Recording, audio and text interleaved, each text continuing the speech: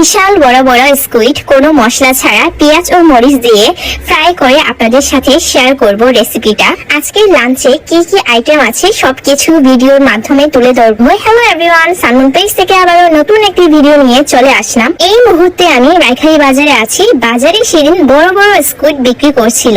লোভ সামলাতে না পেরে মা মেয়ে বড় বড় বেছে বেছে 2 কেজির মতো স্কুইড কিনে নিয়ে এসেছিলাম। বরফগুলো ছেড়ে গেলে আমি এখন এটা ভালো মতো ক্লিন করব। স্কুইডের মধ্যে এক ধরনের প্লাস্টিক থাকে, সেটা তুলে ফেলতে হবে। তারপর পেটের ভিতরে ময়লা আছে সেগুলো আমি ভালো মতো ক্লিন করে নেব।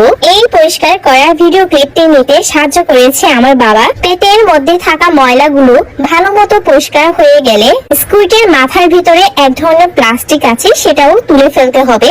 দেখতেই পাচ্ছেন। তারপর চোখগুলো আমি পরিষ্কার করে নিচ্ছি। সচরাচর বাজারে স্কুইড ওঠে না, সেদিন স্কুইড উঠেছে, দামও কম ছিল, তারপর অনেক বড় বড় ছিল। আমাদের বাজারে 1 কেজি 300 350 এরকম করে। আবার ঢাকা শহরে আরো দাম বেশি। কক্সবাজারে তো বলার বাইরে। আপনারা যারা কক্সবাজারে যান স্কুইড ফ্রাইড করে খান, অনেক দাম নেয়, যার কারণে আমি কখনো ওইখান থেকে স্কুইড নিয়ে খাই না। আজকে রান্নার জন্য আমার কাঁচামরিচ আর পেঁয়াজ লাগবে, আর কোনো কিছু লাগবে না। কড়াইয়ে পরিমাণ মতো তেল নিয়ে নিব।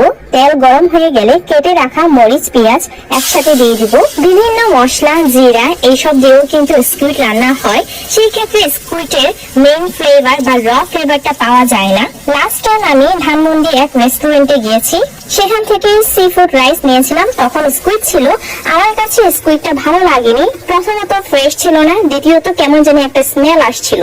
আচ্ছা, আমার রান্নায় কিন্তু হালকা হলুদ ও পরিমাণ মতো লবণ নিয়ে নিয়েছি। আমার মা থেকে আমি অনেক রান্না শিখেছি, এটা আমার কাছে বেস্ট লেগেছে আর খেতেও বেশ মজা। এখন আমি ধুয়ে রাখা সব স্কুইড একসাথে দিয়ে দেবো। যেহেতু স্কুইড গুলো অনেক বড় বড় ছিল, তাই আমি 2 ভাগ করে নিয়েছি। আপনারা চাইলে উপরের চামড়াটাও পরিষ্কার করে নিতে পারেন। আমি মাঝে মাঝে করে থাকি, আবার মাঝে মাঝে করি না। আবার অনেকেই রান্নার আগে সিদ্ধ করে নেই। আচ্ছা যাই হোক, এখন আমি ভালো মতো স্কুইড গুলোকে নেড়ে চেড়ে নিব।